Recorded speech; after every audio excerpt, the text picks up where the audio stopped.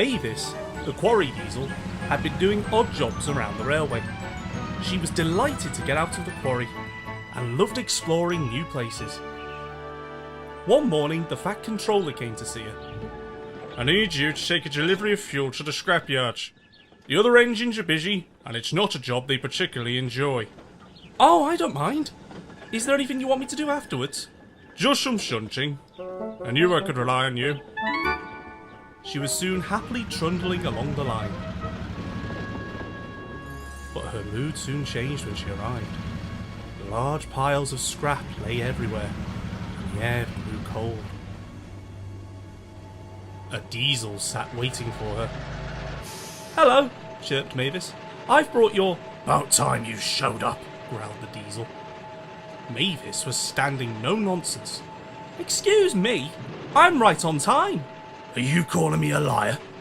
"I'm sure you've been called worse," she said smugly, and she flounced away before the diesel could say another word. Later, she was shunting in the yard with Thomas. "I can see why you don't like going there." "Too right. "We're certainly grateful for—" Thomas was suddenly interrupted as the Fat Controller arrived. I thought I could rely on you to deliver fuel, but the scrapyard had showed me they haven't received any chankers." But I did, sir, honestly." "Perhaps you're not as ready for bigger jobs as I thought.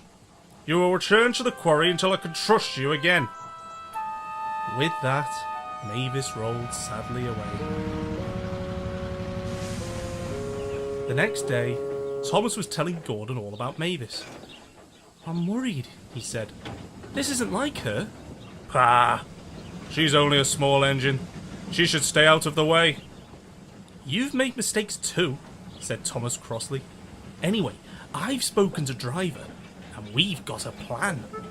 "A plan?" Gordon laughed. "You can't go gallivanting off.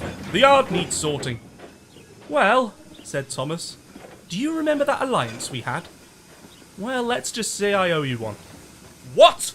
Thomas, get back here!" That night, Thomas arrived at the scrapyards with a new train of fuel. The diesel smirked when he saw him.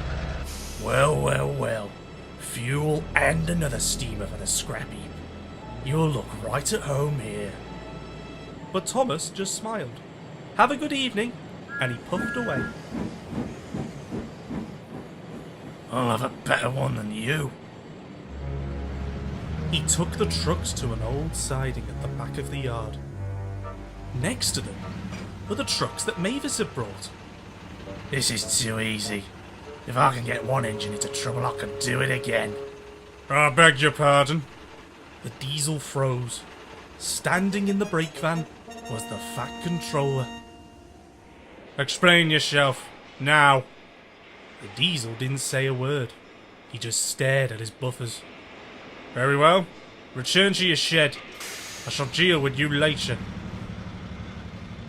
"It seems I owe Mavis an apology." "Please, sir," said Thomas, "but I think I have an idea." The next day, the diesel was sent to work at the quarry, whilst Mavis went to the station. Waiting for her were Annie and Clarabelle. "We're your passenger train," they chimed. "I hope this makes up for my mistake," said the Fat Controller. "Oh, thank you, sir." "Don't thank me. Thomas here made things right." "Well, all in a day's work," Thomas smiled. The guard's whistle blew, and she happily set off. The Fat Controller suddenly had a thought. "Thomas, if you're here, who's doing your work?" "Well, I asked..." Oh dear.